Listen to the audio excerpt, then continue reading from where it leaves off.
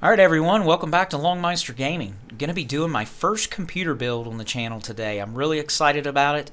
I'll try to link all the parts down in the description. Do know up front that this is only part one. There will not be benchmarks in this video. I have a fairly demanding full-time job. That's going to take me some time to get that together for you guys, but I will do it. It'll be in part two. Anyways, we've got our Aorus X570 Xtreme motherboard here. I'm going to go ahead and get this thing ready to add the processor and the water block. I'm using the Corsair Hydro X water system for this particular build. And I have used the Hydro X parts before. I've always had really good luck with them. I do like them. You will notice in the video that a lot of the tubings and stuff, everything will be wet because I have thoroughly flushed everything with distilled water. So we're attaching our posts here, and we're going to get our back plate put on for this board to go ahead and get our Ryzen 5950x installed here on the water block. This has been the one hold up in me being able to do this build for you guys. Literally, it took me over 2 months to find a 3090 RTX, and it has taken me what feels like forever to do the same for the processor. It's terrible. You feel like you've almost won the lottery when you finally get one of these components, which is, in my opinion, completely ridiculous. So there it is, 5950X. Here's the chip out of the box. And we're going to go ahead and make sure, of course, when you put your processor in, we make sure that we line up the little arrow. There's an arrow on the processor, and it lines up with the corner. There's also an arrow on the motherboard. Put our little latch down, and it's pretty much ready for our thermal compound, which, you know, I'm going to be using the MX4 thermal compound. I'm of the old school with, like a pea size. It may look like there's like way too much on there right now. I assure you it's all right. And going to put the AM4 ring on the Hydro X water block here. Just twists on, and we'll go ahead and lay this thing down on here. And then you want to make sure that you don't over tighten, and you also want to make sure that you don't under tighten when you're putting the springs, the compression springs, and the little caps on these things. So we'll go ahead, and I've tried to edit the video as much as possible to keep as what people call excessive fluff out of the videos, so I'm not rambling, kind of sort of like I am right at the moment. So here we go. We're going to tighten everything up, get this thing situated, and yeah, so let's go ahead and finish that up. Another thing to note about this build, this is the first time I have ever done an AMD build. I have always done Intel builds previously. Now that we've got all that tightened down and situated, we're going to go ahead and install our RAM. I will put all the specs of the RAM, and again the links in the description to all the parts, but it is DDR4 3600 Corsair, the RGB Pro Vengeance RAM, and the timings, I don't have those in front of me at the moment. Honestly, I could have gotten more expensive RAM with better timings, and you'll see that in the description. You'll notice that the timings aren't all that great. Anyways, we'll go ahead and lock in all 4 cards. There are a total of 4 cards, totaling 64 gig. It's the most RAM I've ever had for a motherboard before. Here is our first 2 terabyte NVMe PCI Gen 4 Sabre Rocket drive, and I also have 2 of the 970 Evo Samsung drives there. They're a terabyte each, and we're going to go ahead and remove our plate cover here for all 3 of the M.2 drives. This board does support 3 M.2s.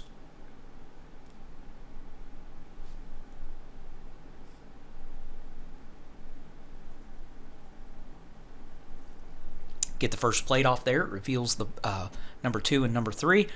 It does have the thermal pad already on the plate. You just simply peel those little covers off before reinstalling. Get the top plate off here. It also has one of those little thermal pads on there. Well, again, we want to make sure we remove that before we put it back on. There is the little screw set that comes in the motherboard box that allows us to mount our M.2s.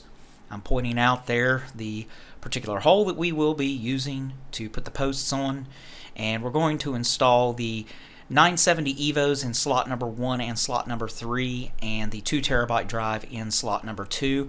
At some point I will do some maintenance to the build. I like to take my builds and do maintenance to them from time to time. I kind of sort of like to tear them apart and piddle with them. I'm actually going to put the Sabrent drive in PCI M.2 slot 1 eventually. This Sabrent drive, by the way, comes in a really nice metallic like little case. It's really, really nice. I've never owned a Sabrent drive before, so we'll see how that works for me. And I had mentioned that this is my first AMD build, and there are some very painful lessons that I learned during this build process that once we get to the end here, I will absolutely make sure that I tell you guys specifically the pain that I went through. And it is significant. I don't want you guys having to go through that, if at all possible. I would not want anyone to suffer that misery. Anyways, like I said, done many Intel builds, haven't had any issues, but I got a couple of surprises this time around on a computer build. You know, one being the fact of the PCI Gen 4 and the graphics card compatibility with riser cables. That's something I'll talk about in a little bit. And also BIOS issues. So we've got our plate on here. We're going to go ahead and get all the the thermal pads. I took the covers off there, getting it all put back together, and we'll be ready here in just a second to move on to the next section.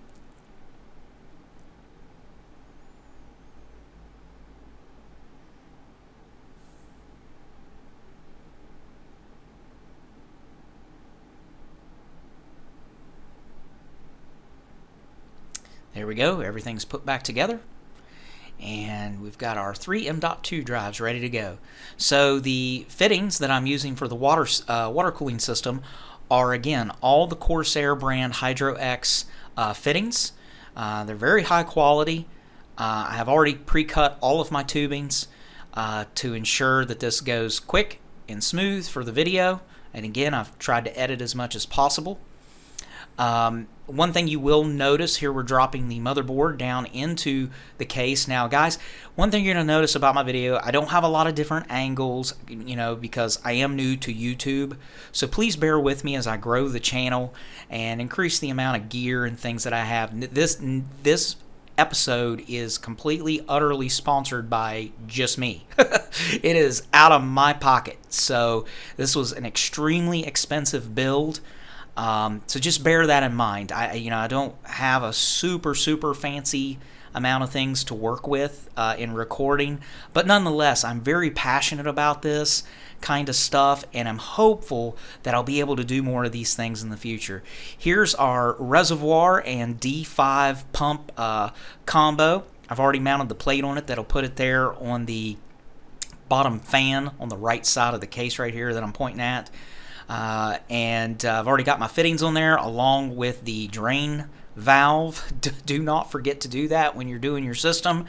I've got my Gigabyte G connector, which is great. It plugs into this little 90-degree adapter, which is going to allow us to just plug in all the front pin goodies right smack into the side of the motherboard. And really nice. And right there, I'm pointing out where things are going to be going. It's going to plug in right there. Also, there's where our audio is going to go. There is a cover over that. We need to take the cover off. I am a little disappointed with. I love the board, but my only one thing is this cover that I'm trying to get off here. When you take it off and then you plug anything into those places, there's not a way to route the cables around and put the nice little cover back on. So either the cover is on, or if you need to use any of those plugs, the cover is off. Alrighty, and here we have our USB 3.0 front pin connector. We've got our other front pin connectors, power, reset, etc. That is the USB-C header there that I was just pointing at. Also, you can see here through the little slits, I've run the wiring to the fans and the reservoir pump through those little slits so you cannot see them. It's really nice. I absolutely love the case. I'm using the Fractal Design Meshify S2. I may have said that out of order, but I also like to use a little bit of Velcro and some of these cable tie routers on the back of the case to help with additional routing of cables to try to make everything as nice and neat as possible.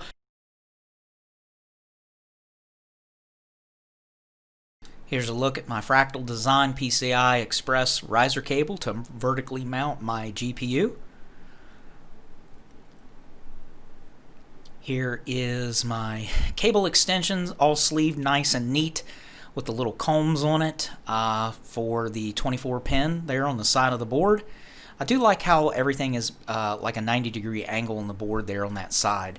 Here are the two 8-pin connectors for the CPU up there. This board does support two 8-pin connectors. One is more than sufficient, truthfully, but I figured, why not? I'm going to put my fan in there where I was just pointing. Here's the GPU water block from an RTX 3090. That is a Zotac Trinity card, and it's going to be mounted right there vertically. And here is the tubing already cut with the little flow meter. I do end up removing the flow meter from my build. I was not happy with it, so it has been removed, and you will notice that in the final pictures. I have some high resolution pictures at the end after a little quick video of showing the PC actually in all of its glory running. So there is that. And as far as the tubes that I cut, I will also link in the description the tool. There are two tools specifically that I use for cutting. One is a tool that is very nice for actually cutting the tube, and then another tube, it actually attaches to the end of like a cordless drill, or really whatever you want to attach it to, like a cordless screwdriver, drill, anything with that fitting will work, and it helps round and smooth both the simultaneously the interior and exterior of the tubes. Makes them nice, even, and smooth, so you're not cutting or damaging any of your water loop. You don't want to pierce any of the little rubber gaskets that are in, or the little O-rings that are in these fittings. So here I am, just basically making sure everything's nice and snug, everything's like it should be. Now, again, like I said, initially I wanted this to be just like this, and I do like the way that it looks, but I wasn't happy with the performance of the flow meter itself. It seems to tend to want to stick in place. It was very cheap. It's a bits power. I'm not knocking bits power in any way, shape, or form. It happens to stick, and I just wasn't happy with it. So here, let's see, the next thing we're going to do is we are going to go ahead and put the pieces here for going to the CPU block. Now, this is one of the pieces that, if you look at the way this lines up, I was measuring. I like to measure, 2 or 3 times, and as the expression goes, cut only once. However, you can see here where I'm pointing, I'm off just barely, and that kind of stuff will drive me bonkers. I know it's not that big of a deal. I literally can just turn the fitting and just connect another piece of tubing right there and just be done with it. But I do cut a very slightly longer piece of tubing here and get this connected. I don't show it. I just, again, editing pretty much everything, making it as quick as possible here to avoid the unnecessary, I guess it's called unnecessary fluff. We'll get this all anchored down here.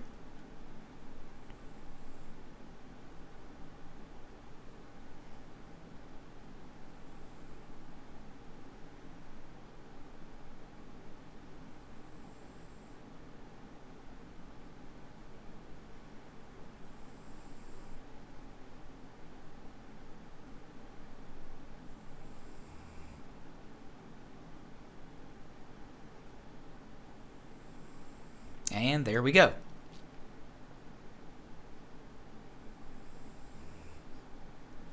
All right, now very dissatisfied with the way the video turned out for this section, dropping in the top radiator. Again, guys, I am new to YouTube. This is my first computer build I've done on the channel, so please bear with me on some of my camera angles. It stinks because you can't. I wish I had like a second camera set up to where you could see me drop this thing in and attach these screws properly and see it from the front side while I'm also doing this from the top side. And again, I'm sorry that I can't show you more detail of that kind of thing. Hopefully as I grow the channel, I'll be able to add these kinds of things to the videos. But hopefully you guys are enjoying this. And yeah, so let's go ahead and continue on. Get all these mounted in. I believe there are 4 total screws. Again, you cannot see it from this particular shot, but there are 4 total screws that attach to that side. And it just holds everything nice and neat. There you can see, guys, here's the build ready for the fluid to be added. It is, I'm just so tickled with the way this looks. I feel that it looks really nice and clean. Here is a video that I took. I know there are some air bubbles in it, but the fluid had been in this thing running for maybe 10 minutes when I did this video. So we've still got some air bubbles. You can see there's all kinds of little micro bubbles in the reservoir. But I just couldn't stand it. I had to get a video of this. I was so excited. You can see in the CPU block, there's definitely some micro bubbles. They do eventually work their way out. And sorry, I'm going a little wonky there. I'm getting a little crazy with the camera. I'm not quite centered, but again, I think it turned out really, really well. I'm just tickled to death to get to do this kind of a build for the channel. I'm so passionate about doing these kind of things, and it's like, I've always dreamed of being able to do these. I watch all the popular people on YouTube do their videos, and I think to myself, man, I really would like to do something like that. So here I am. And guys, the expense of this particular build was crazy, and it is completely out of my own pocket, of course.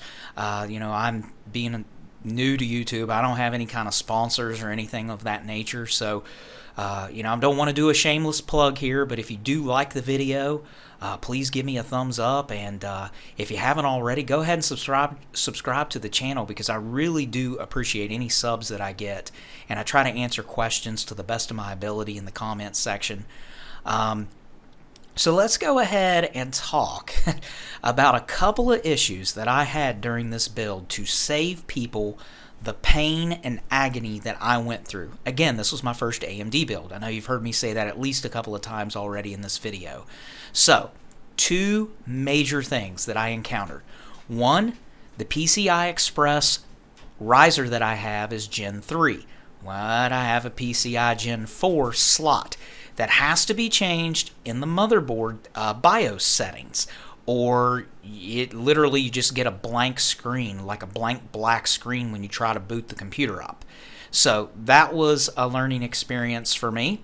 I do have a PCI Gen 4 riser on the way, and I'm excited to get that installed. I believe that's supposed to be here this coming weekend, and I'll get that swapped out. So I can activate all the goodies on the system like it's supposed to be. Here's some high-resolution photos that I took of the build. The other issue, and this was huge, cost me big time. I got everything together, was getting ready. I already had the fluid in it, was getting ready to turn it on for the first time. Nothing. It tried to power on and just absolutely nothing. Couldn't get it into the BIOS at all. And I'm like, what is wrong? What have I done wrong? I've done so many builds in the past. What could I have possibly done? So I'm checking RAM sticks, and is the GPU seated right? And did I over tighten the CPU water block? Going through all these things, and come to find out, since it is a new chipset, and this is completely on me, I feel like an idiot, since it is a new chipset for the X570, the BIOS has to be flashed first, and you cannot, for this board, and I'm assuming just in general for these builds, you cannot have the processor, the RAM, the graphics card, anything installed on the board when you go to flash this BIOS with a USB stick. So I had to undo everything off the board and flash the BIOS and put it all back together, and from there it's been good to go. But that was a very painful lesson for me to learn, that since this is a new chipset, you know, the Ryzen 3000 series, these, you know, 5950s, etc. Please make sure that you flash your motherboard's BIOS first before you get started. You simply do not want to go through the misery that I went through. It just simply requires the 8-pin, one of the 8-pin connectors, the 24-pin connector, and the USB stick. The directions are well documented on both Google and YouTube, so please, you know, definitely save yourself some agony there. Well, guys, I hope that you all have enjoyed this video. It has been an absolute blast to put together, and I absolutely will be doing some benchmarking. Again, please bear with me. I do have a demanding full-time job outside of this YouTube channel, and as soon as I have availability, I will be getting that together. You know, it won't be as involved as a lot of bigger YouTube channels' videos are, because I just quite simply don't have as many components to be able to compare my build to. And I don't want to take other people's work and put it on my channel. I would just assume that's a huge no-no, and I'm not interested in doing that. So I will take my excess components that I have in my possession, and I will go ahead and probably do another build on the channel for that PC. It'll be a mini ITX build, and then I will do benchmarks of the new build, that build, and then show all the benchmarks between the two to at least give you guys some data to go over. That'll be in part 2, and then in part 3, I hope to actually release some overclocking benchmarks, because again, I want to go through it step by step on my end and make sure that I'm not going to damage anything, that I'm doing things the right way, and that I get you some valid results. So guys, thank you so much for watching. I appreciate all the support, likes, subs, everything that I'm getting on the channel. It means the world to me. You guys are great. Here's a funny little photo I thought I'd add in at the end. This is what my expression looks like when I've realized that I built this computer, spent all my money, and I can no longer afford to buy groceries. Anyways, guys, all joking aside, thank you so much. You guys are great. Apologize for any kind of mic quality issues. I am waiting on my warranty replacement for my Blue Yeti X microphone. This was done on just a lapel mic. So I know there are a few plosives in there and that kind of stuff. I do apologize for that. You guys, thanks so much. And until the next one, Long Meister out. Peace.